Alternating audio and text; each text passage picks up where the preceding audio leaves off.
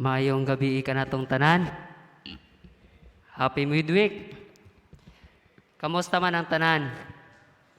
Basin na ay malungkot diha. Smile po mo diha kay ingon biya ang Ginoo nga sa dihang kita na ay panalangin, mag-smile gyud ta. Kay bawat smile sa tong kinabuhi, dugay ta mamatayan ng kalibutan. Ang uban mga kaisunan kanang si lungkot mga kaisunan kanang mugot kay ang nawong bata pagani makaisunan tigulang na kay nabawasan ang ilang kinabuhi. So salamat mga kaisunan sa matahom nga higayon nga gihatag niyo kanako.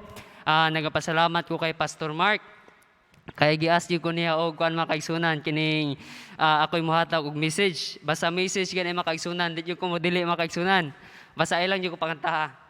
Ayaw ko pa ingana mga kaisunan basta pawali ako okay lang. No? Salamat po sa usa ka mensahe sa awit mga kaisunan, kay kung imong basahon diri sa Salmo mga kaisunan 100, umawit sa kagalakan ang lahat ng bansa, si Yahweh ay papurihan, paglingkuran siyang kusa, lumapit sa presensya niya at umawit na may tuwa. Kung siya mga kaisunan nga natay mga kanta, natay mensahe kaysa pagduol sa Ginoo, mag-awit day kita. So pasalamat ko mga kaisunan katong mao pa niya ang first time nga ako nakatindog diri. No? Kadang una na akong nakasulod makaisunan, diha ako niagi sa Iglesia ni Cristo, ano ko pagkanindot ba ning simbahan na oy. Pero pag sulod na ako diri sa atis mga kaisunan, gipicturan ko na ako din makaisunan nga ako nga, wow, dili po day matandian atong simbahan po di ay. Mas labaw po di atong simbahan di ay. So, tagaan ta mo background sa akong kan makaisunan, kung unsa akong life background. Ako'y kan makaisunan, converted makaisunan sa born again. May 25, 2019 pa ko nabautismuhan. So, pasalamat ko sa Ginoo nga kaniadto nga wala na ko nabuhat, nga mutintog sa pulpito, pero gihatag sa Dios kanako. Wala siya makaisunan nga nagpasalamat ko dako sa atong buhi nga Ginoo.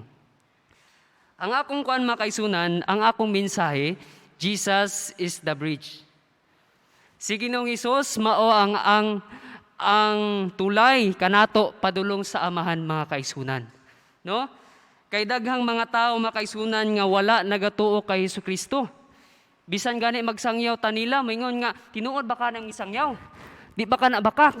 No? Usahay nag-run work mi sa Kulasi mga kaisunan, daghag magpatulog-tulog, no? Kami na lang masubo, nga sige na lang. Sunod, mangita ra na sila sa mga sunod.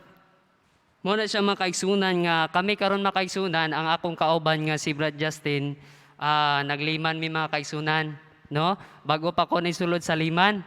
No, pasalamat yapon ko makaigsunan nga usahay, kaning na ako'y pagkatapulan, pero ang Ginoo nagpakamaayo kanako. No? Pasensyahan niyo mga kaigsunan kay naatay technical problem gamay.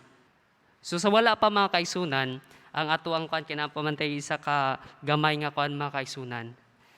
Sa kaniadto mga kaisunan, aduna ko'y kuan kining inahan og amahan.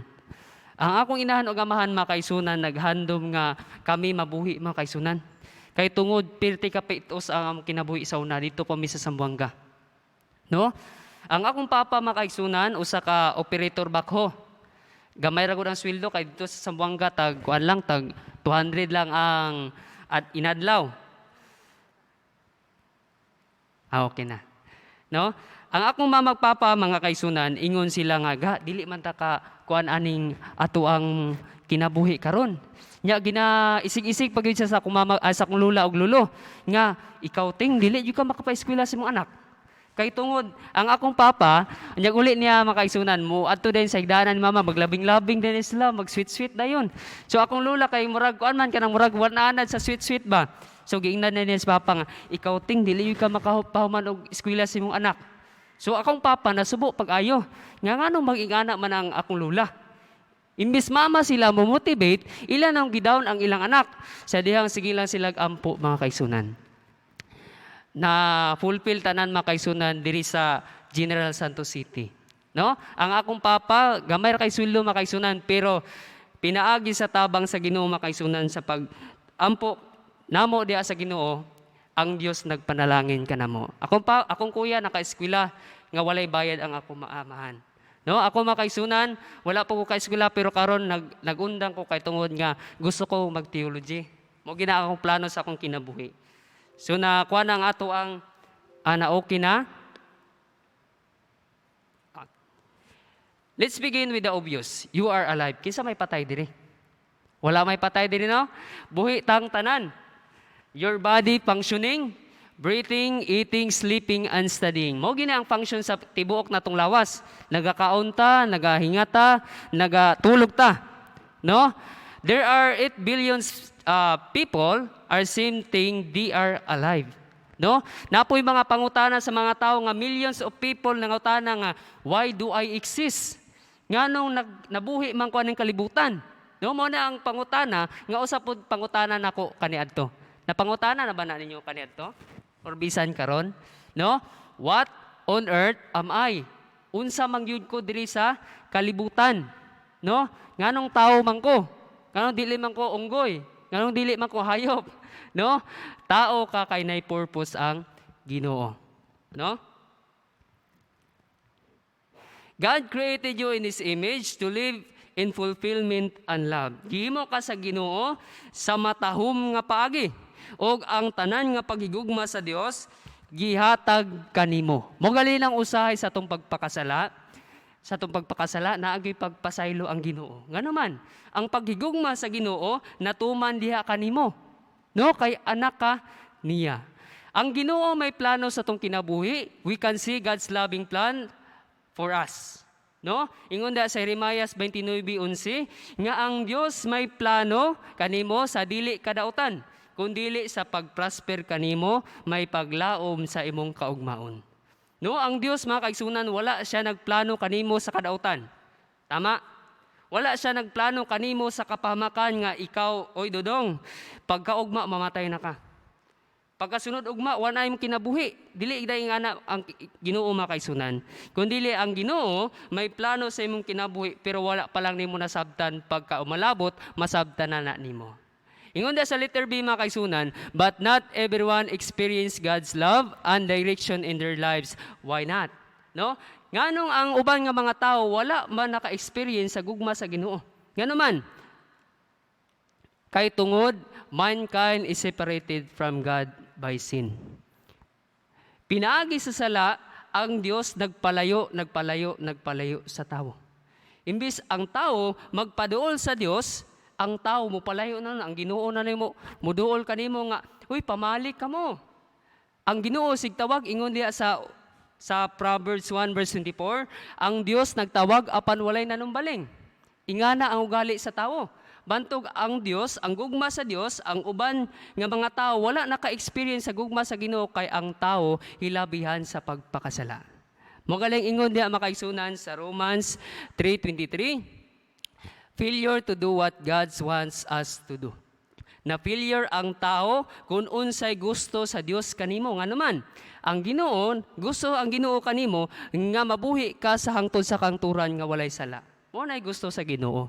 Apan ang tao nakasala pinaagi sa pananawon nga gusto niya makuha ang mga butang. Ingani pud biya ni siya nga makasala nato usahay. Pinaagi sa ato ang mga pananawon. No nga gusto nako ni. Imbes di naangay kanimo, gusto gyud nimong kuhaon. Mo na siya nga makasala ka. Ang ubang mga tao imbes nanay asawa, gusto nako ni siya. Nakasala na mga kaisunan. Ingon diha, failure to be what God wants us to be. John 14:15. Ang mga tao na failure kung unsay gusto sa Dios kanila. Nga naman, unsay gusto sa Ginoo. If you love me, keep my commandment. Mga kaigsunan, nagpalit man kog Latin na Vulgata kay Pastor Casio. Dili na ko nakita mga kaigsunan nga murag kahilakon ko. Kaysa una, dumingista man ko. Ako mga kaliwat, dumingista. Ako ray nalahi. No, magali ang ako mga kaigsuon na himo nag-Adventista. Ingon diya sa Isaiah 56:2, bulahan ang tao nga maghimo niini ug ang anak sa tao nga nagsikop niini nagamping sa Sabado.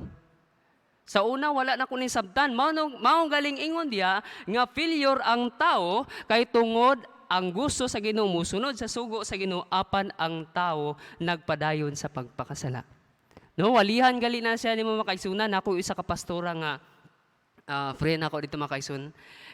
Walihan ako ang naghimo mo gud may small group ministry. Na siya pastora siya, ako wala ko'y posisyon. Giwalihan ako sa adlaw Sabado. Ingon siya nga, Blink, ayo nag-iwali. Kaya ang atong iwali, relasyon. Gingnan ako siya. Kanus pa man mo iwali ang mayong balita kung moabot na ang Ginoo. Wala na'y kaluwasan. Ingon siya nga, maghatag-tag time. Gingnan ako siya nga, sige chair, sige pass. So, debate ni mga kaigsunan. Gingnan ako siya nga, nganong musimba pa man ka kung moingon ka nga wala na'y sugo. Awa siya katubag mga kaigsunan. Muna siya nga ang tawo na failure tungod kay wala nagsunod sa sugo sa Ginoo. Magaling ingon da sa Jeremiah 5:4, kabos ang tawo og walay alamag ang tawo tungod wala nagasunod sa sugo sa Ginoo. Muna siya tinuod diha mga kaigsunan.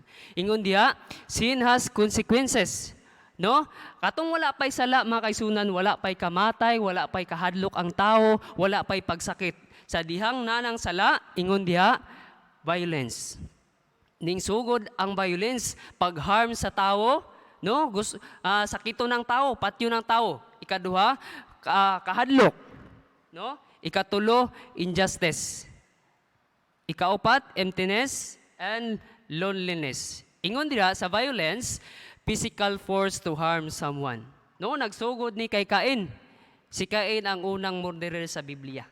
No, katong wala pang sala, wala pa nagsugod ang murder. Wala pa nagsugod ang harm sa tao. Wala pa nagsugod ang pagkitil sa tao.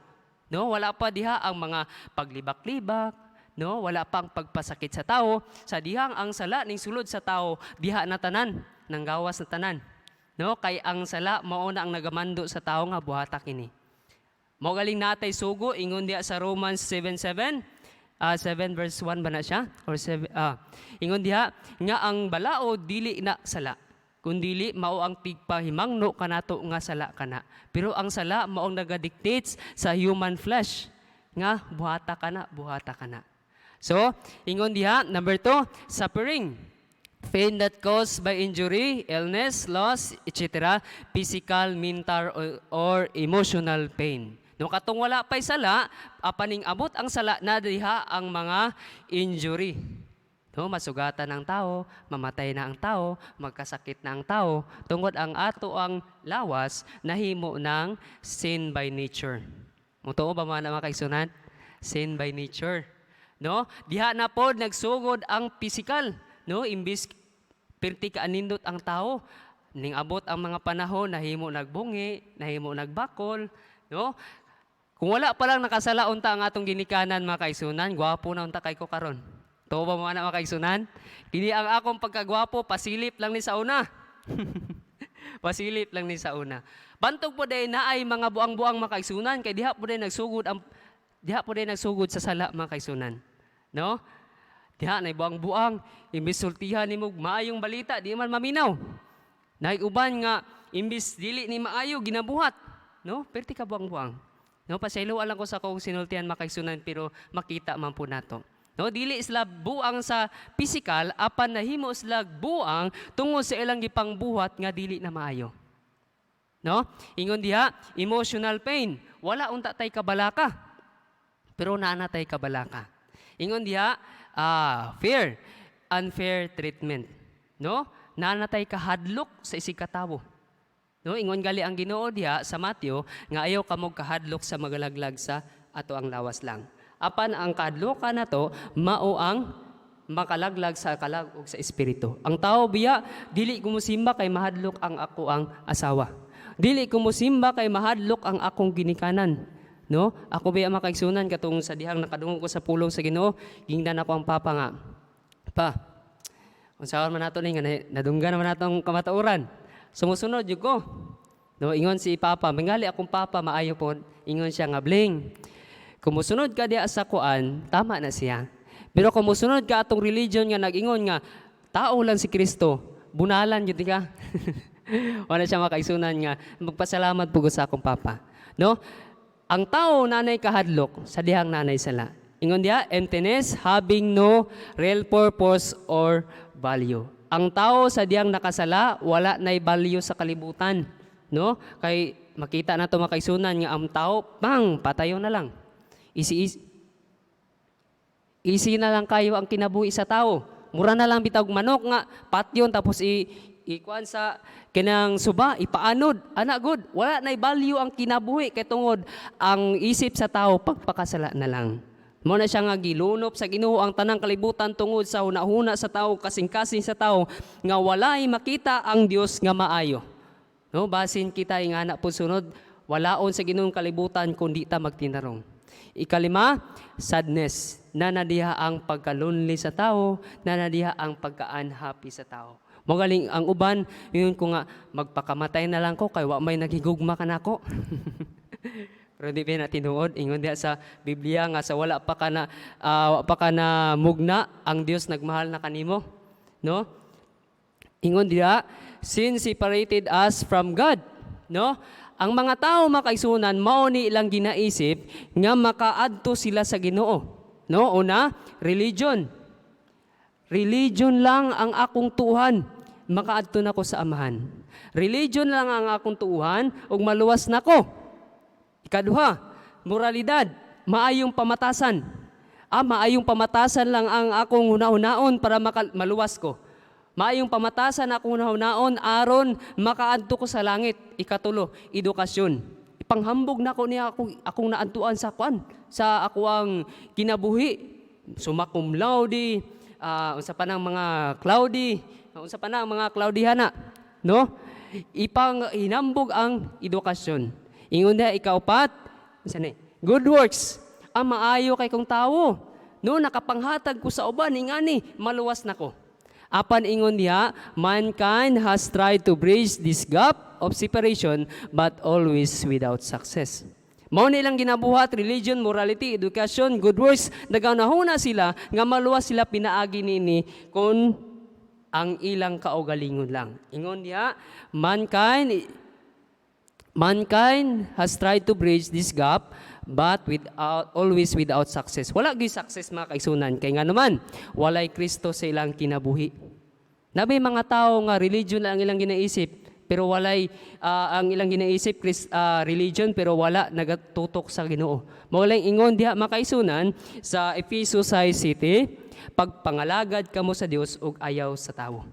Ang ginaisip sa tao, moralidad maluwas nako, edukasyon maluwas nako, good works maluwas nako, apan without success. Ingon niya, Jesus Christ is God's only answers for man's sins and separations. God, una, ang Dios sa ibabaw, sa tunga, mao si Jesucristo ag ang tao diri sa kalibutan nga nagatuyok-tuyok sa matag adlaw magpakasala pero ginapasaylo sa Dios pinaagi kay Jesucristo.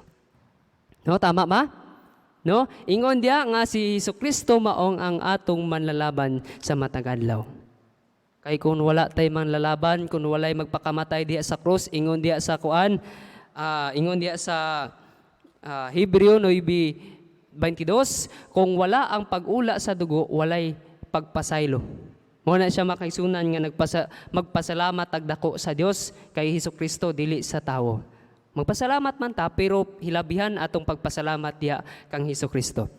Ingon diha, according to Romans 6:23, our sin has consequences in God's eyes, but Jesus paid the eternal death penalty.